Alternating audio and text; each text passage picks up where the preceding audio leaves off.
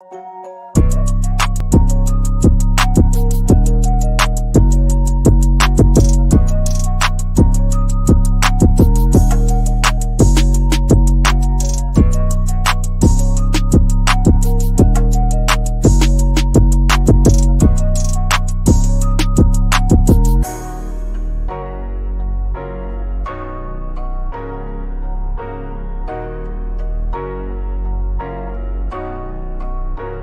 on the beat, boy.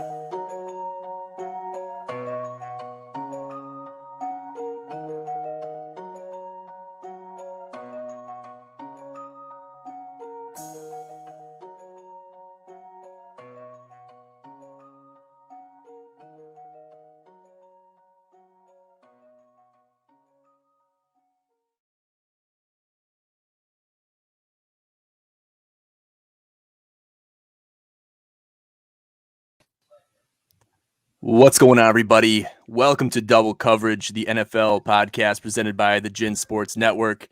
Cody Almasi is with me. Cody, how are we doing today, man? Doing great, my man. Playoff football, playoff NFL football, and this weekend has definitely not disappointed. All these games a lot closer than last weekend, and yeah, that's what we're here to talk about. I'm just still fired up from what I just seen in the Bucs-Rams game. Crazy heartbreaker for me personally as a Bucs fan. I still got my Bills are in it. We got that game coming up here momentarily, so we're excited about that. The divisional playoffs are among us. You know, they're going to be wrapped up. We're going to have the top 4 teams that will be fighting for their respected divisional titles after tonight, and those games will be scheduled as necessary. But an absolute heartbreaker, something that has to be mentioned, is all 3 of the games so far in the divisional playoffs, both in the NFC and AFC, have ended on a field goal, and the away team has won. So let's see if the superfecta gets fulfilled with the Bucs tonight. Hopefully it's by more than a field goal, just to make me a little bit more comfortable for Josh Allen and the Bills. But, absolute heartbreaker. And what better story, it could have been the Cinderella story here for the Bucs, coming back from 27-3 down late in the third. And they almost made it happen again, cut short by a late pass to Cooper Kupp, put him in field goal range, and then fulfilling the prophecy perfectly with the Rams kicking the field goal with time expiring. What are your comments on this game specifically? And then we'll talk about yesterday's games after that. Yeah, I was really curious, even myself watching this. I was having a little bit of an internal battle. Grew up loving Tom Brady, but also grew up loving Matt Stafford in Detroit, as well as most people, at least locally around here, are rooting for Matt Stafford, pulling for him, trying to see him get some wins, as now he has doubled. He has 2 playoff wins, and he had 0 in Detroit in all those years, and 2 with 1 with the Rams. So pretty incredible stuff. Hate to see Brady go out like that and see the Bucs go down, but just it's awesome to see the Rams really put it all together, see Matt Stafford be a part of it. And that's what the Rams paid all this money to do, bring Von Miller in, get Odell Beckham Jr., and it's all coming to fruition now. And they got a huge rematch with the 49ers, who beat them in the last week of the regular season to make it to the playoffs. So that's going to be an absolute grudge match. So can't wait for that to happen next weekend. Yeah, I'm really excited for that matchup as well. Jimmy G really making the most out of this season. He's also somebody that's not really too familiar with the playoffs, the scene in the playoffs. So to see him go far, at least get this far, is a huge for Jimmy G. But a nail biter yesterday. Let's talk about that game briefly. We don't have to beat this one too much with the Bucs and the Rams. It just finished up, so a lot of these guys seen it. But a huge win for the Rams against the Bucs, my Bucs. But it is what it is. Brady's had his time, and he still might be done. I don't think he's done yet. I don't think he's done quite yet. So we'll see what he has in store for next season. But a huge, great run for Tom Brady and the Bucs. But talking about the 49ers and the Packers, let's get into that one. Then we'll get into Cincinnati and Tennessee. The 49ers come away with it late pretty much same story. It really makes it easy on us to talk about these games because these games ended very similarly. But Jimmy G and the San Francisco 49ers offense really couldn't get it clicking too much. I guess what were the struggles that the 49ers faced as well as the Packers? Considering the weather, considering all the elements that had something to do with it, why did the offenses struggle last night, do you think? Yeah.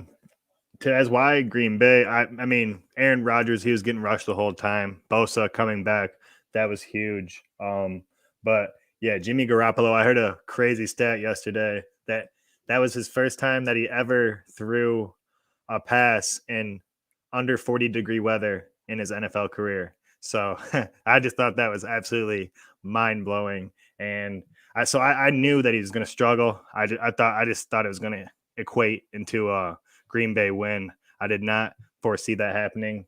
Just absolute heart is what won that game. The special teams blocking a field goal and then the punt and returning it. Just absolute heart. And then Deebo Samuel, he was just carrying the load and is the only reason that they really had anything going for them on offense, and took a huge shot. See him trying to get off the field, and he fell to the ground, fell to his knees, and then he came back and was just grinding, man, because they need Deebo Samuel, and that was clear. And they're going to need him next week again. So I'm interested. I'm just as excited for that game as I am for whatever happens in the AFC.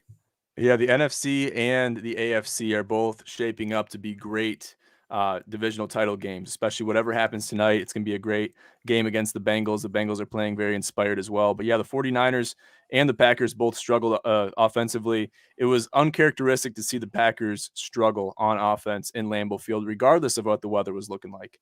But and the Packers came out first drive of the game, scored a touchdown. Didn't score a touchdown for the rest of the game. And it was just really kind of crazy to see that happen.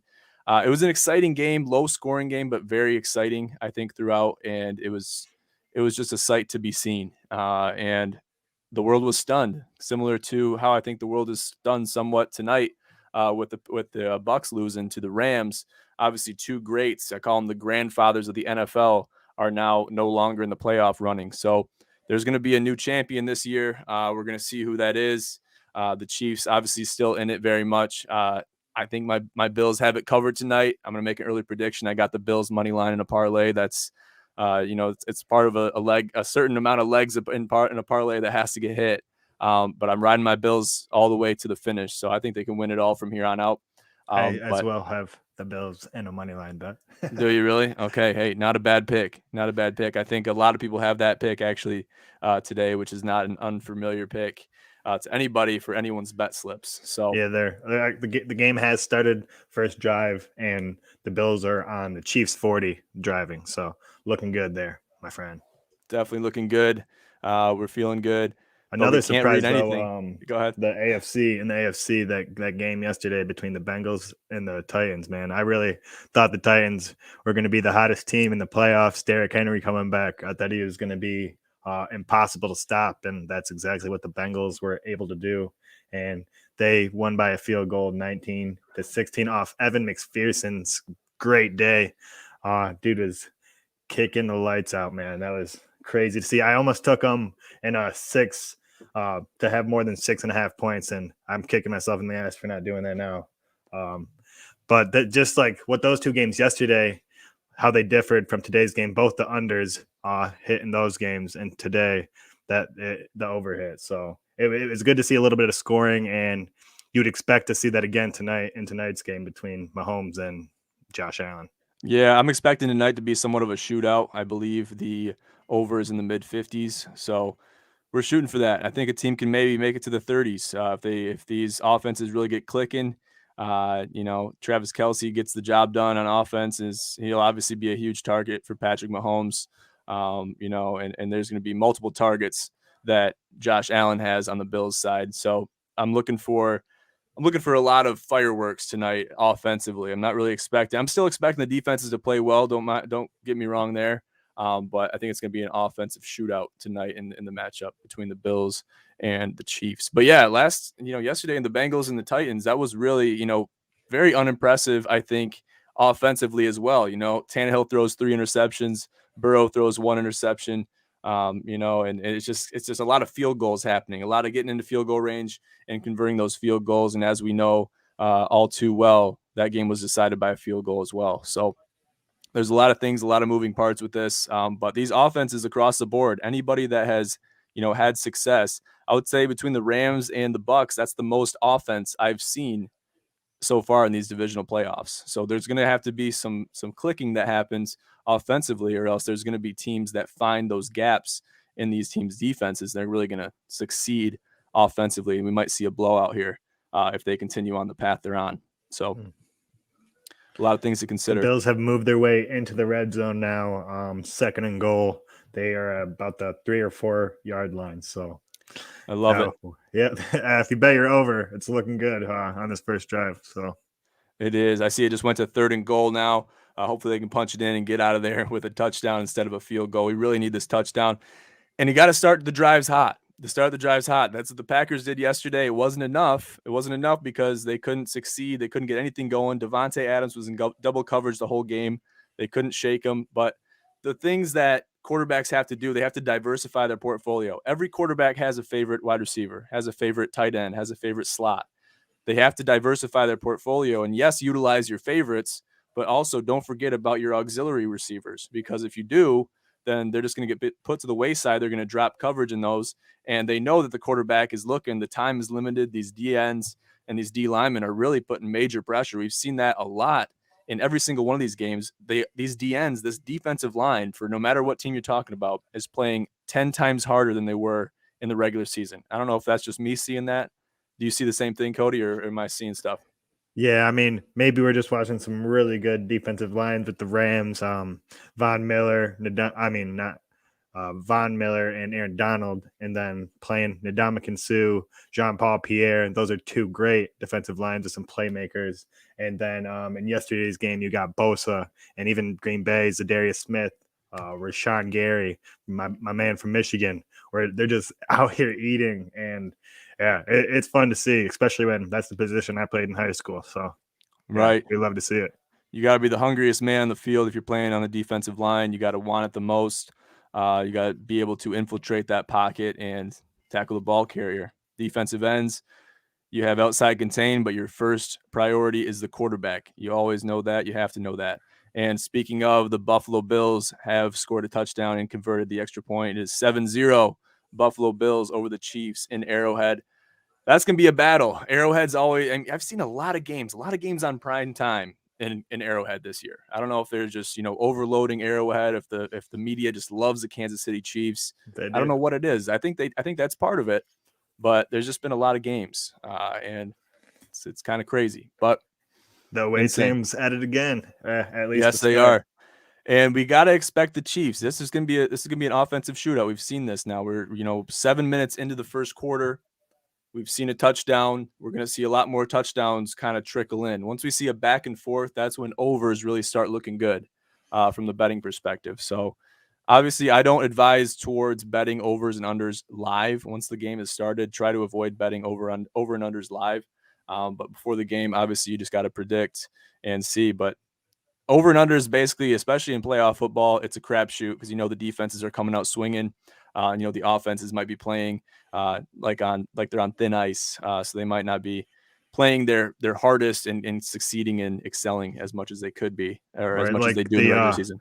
The Rams and Bucks under looked great for like 90% of the game until all that crazy just sequent events of the back and forth fumbles, Cooper Kupp, Cam Akers, Tom Brady, the snap over Matt Stafford's head. That just what sequences. But yeah, and all that, and it barely. I think the over under is like 47 or somewhere around there, and that ended at 57. So just awesome to see. But a bad beat. My brother-in-law actually, if Cam Akers would have he finished with 49 yards or 48, and he needed him to get over 48 and a half yards.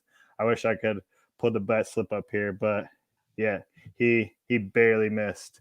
And that's my brother Wedo. He played in the Turkey Bowl. But yep, he just needed Cooper Kupp touchdown, Mike Evans, Leonard Fournette, Leonard Fournette over 49.5 yards, and Cam Akers over 48.5. And Cam Akers finished with 48. And I had a bad feeling for him once I seen that second fumble by him at the end of the game there. That sucks to see. And you don't expect that after seeing him do so well against the Cardinals in the week prior. Yeah, you really don't, especially from Cam Akers. Ball security should be at the top of his list of priorities, and we don't expect to see that really from any running back. But we are getting ripped down by Ndamukong Suh, 250, 300 pound plus D lineman. It's really tough to really maintain that composure, and you don't see people coming up from behind you. We've seen a lot of fumbles in this game. We've seen a lot of fumbles in these playoffs just by themselves so far. So fumbles are definitely an issue. Ball security is an issue for every team. No team is safe. No offense is safe from fumbles. So they got to keep that in mind going forward down the stretch, because they can be the game, as we've seen in this last game. The Rams came dangerously close to losing that game, where they should never have came close to getting even within 10 points of the Bucs.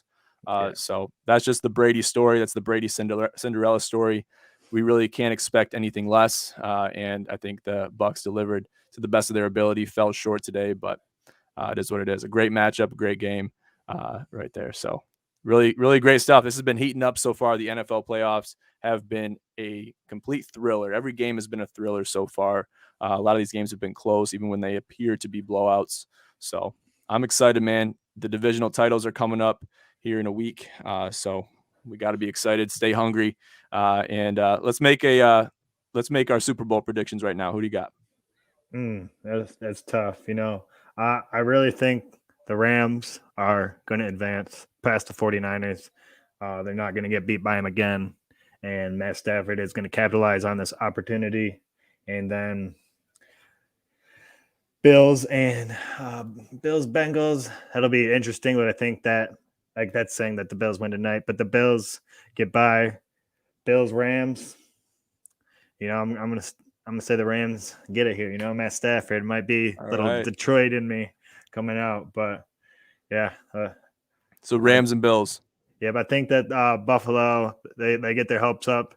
They get to the Super Bowl, and they think that they just write it off, and they think that they're going to get past the Rams, and the Rams fans are going to buy in after having those 4 Super Bowls, making to it in a row. With Jim Kelly and whatnot, and yeah, they're just going to get crushed again. I think it's Buffalo's destiny. So you think the Bills lose it in the Super Bowl to the Rams? Yep. Oh boy. See, I got the Rams and the Bills, but I got to ride my Bills all the way into the sunset, man. I'm taking Bills all the way. Give me Bills money line, whatever it is, and I'm going to take the Bills against the Rams. I just see too many errors within the Rams offense, and their defense can falter. They get lost in coverage. And I'm seeing holes that need to be filled. They want to play this Bills team very strong, very structured, very fundamental.